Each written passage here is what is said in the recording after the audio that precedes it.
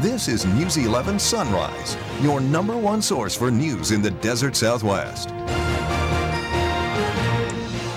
Good morning, Desert Southwest. Thank you so much for joining us here on 9/11 this morning. Yes, it is. Yep. A day to take some time out and remember the things that happened. I was driving to football practice yesterday, and I saw one of the fire stations putting the flags in their lawn out front, and just kind of, you just remember and reminisce. It's, you know. And I believe it was 13 years ago. I mean, it doesn't seem like it was that long ago. It almost seems like yesterday almost. I mean, I know that's cliche, but it really almost seems like it just happened. Yeah, on the news this morning, this young girl was 4. She's now 17 when it happened. That really puts you into perspective when she lost her father, and there's all sorts of stories coming out this morning. It's kind of weird because half of my students, they weren't even born during, you know, saw that happen. They have to learn from it, from the books. But I'll be honest, ladies, I'm kind of worried about today in general, just what is out there, what could happen, because we've seen a lot going on in the news. So I don't want to project any worry onto anyone, but I'm just watching out, man. Yeah, just be, you know, aware of your surroundings, not just today, but every day. Exactly. Well, let's go out there and be aware of our weather outside. We'll be at Mostly Muffins on 16th Street in Yuma. The event will be held Thursday, September 18th from 7 to 11 a.m.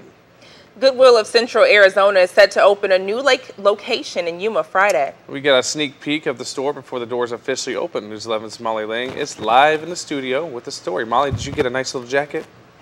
What's that? A jacket? No, but I wanted to put things aside, but they didn't allow me. I definitely will be back Friday because I got an inside look at the new Foothills store Wednesday as they prepare for their grand opening, and let me tell you, they are stocked with really, really great merchandise. I was surprised. It's probably one of the nicest Goodwill stores that I have ever been to. They've been working really hard to get ready, and it shows. The store looks great, and it's obvious that they've chosen only the best items. A couple things caught my eye, especially their Halloween section. This Friday, Goodwill is celebrating the grand opening of their new Foothills location. We open at 9 a.m. and the first 150 people in line would get a $5 gift card for their shopping. Shoppers are encouraged to bring a donation for extra savings.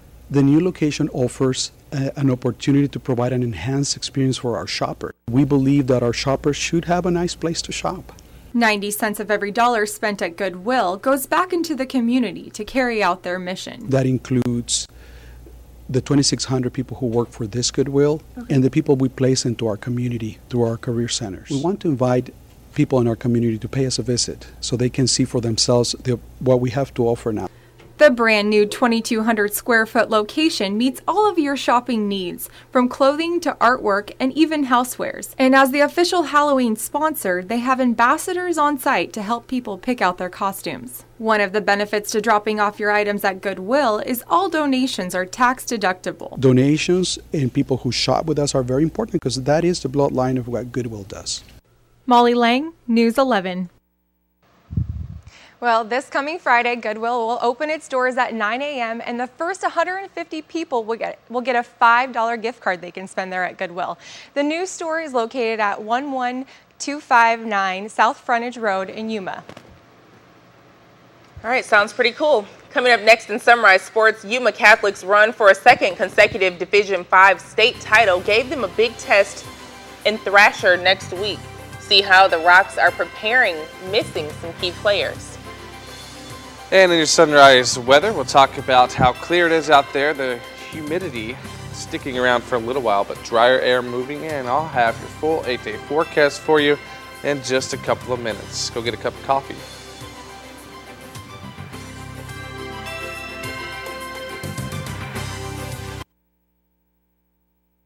We talked to Goldie. I know, such a nice Goldie? dog. Goldie is a 4-year-old golden retriever. She's over there sleeping already. I know. I wish Goldie and I traded places. She can sit up in this desk right now She looks and read the prompter, and I will go and sprawl out on the floor and just have a nap. How about that? There's something to be said about therapy dogs. Like, I've been over there petting her all morning, and it really is calming. So I think we might need one. You need therapy dog? I think this station needs a therapy dog. That's my request. We'll get it for Molly. He's just your dog. That'd be cool. Let's go outside and check out what's going on. Please save me. 83.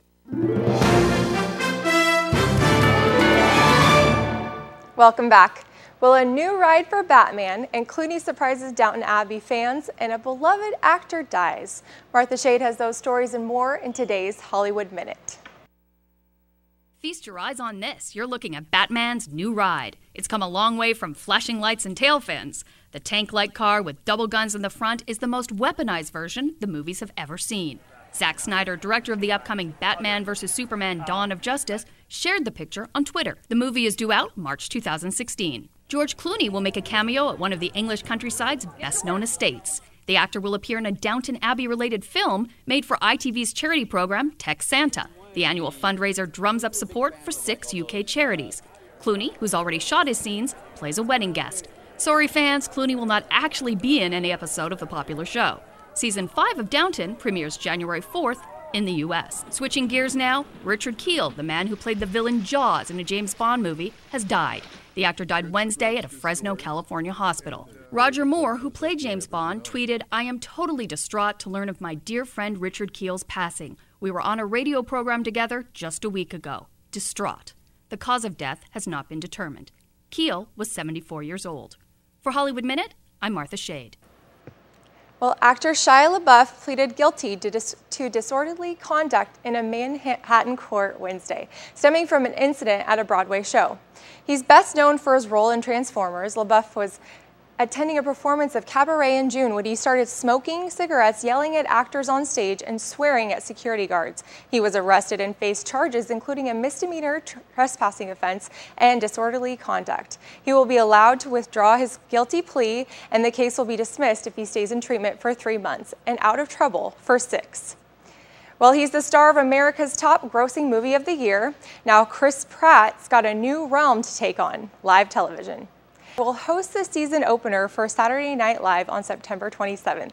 It'll be his first time as host, and it'll mark the beginning of a momentous season for the show. Its 40th. Well, that's all we have for entertainment. Stay with us. We'll have more weather after the break.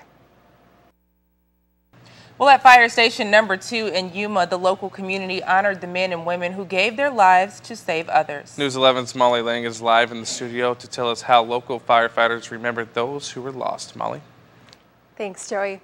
Yeah, 13 years ago, tragedy shook the country, and Thursday at the Yuma Fire Department, they held a memorial to remind us to never forget. Yuma Fire Department pays special tribute to the firefighters that lost their lives on September 11th by placing 343 flags in their lawn. 343 firefighters and 72 police officers who gave the ultimate sacrifice. The tradition began 12 years ago. Fire Captain Paul Ivancho and his daughter Brittany wanted to honor the lives that were lost on that tragic day. For us, for firefighters, for public safety personnel, it's about those that were courageous to give their life to save others. We want to remember that. With the help of the Honor Guard and United Yuma firefighters' pipes and drums, YFD took the time to reflect on the day that shook our country 13 years ago. I think the whole community, and actually the whole country at that time in 2001, they felt like they were part of that community there. We were all shooken up and everybody united. On September 11, 2001, at 10:28 a.m. Eastern Time, the North Tower of the World Trade Center collapsed. YFD observed a minute of silence at that time, along with the rest of the country, to remember the victims lost. The community was invited, and certainly our Border Patrol partners, our public safety agencies, their law enforcement, their brothers and sisters of the fire department, of the police department. We treat them the same. All Yuma Fire Department stations honored those that lost their lives by flying their flags at half-staff for Patriots Day. We know the risks. We have to protect against the risks. And sometimes, like on September 11, 2001, the risks catch up to you. The Yuma Fire Department has a piece of the Twin Towers to honor the lives that were lost at the World Trade Center. Their 9/11 memorial is on display at Fire Station number 1, so that we never forget. Well, if you would like to see the 9/11 memorial, it's a beam from the Twin Towers. They have it on display at Fire Station number 1. Back to you, Joey.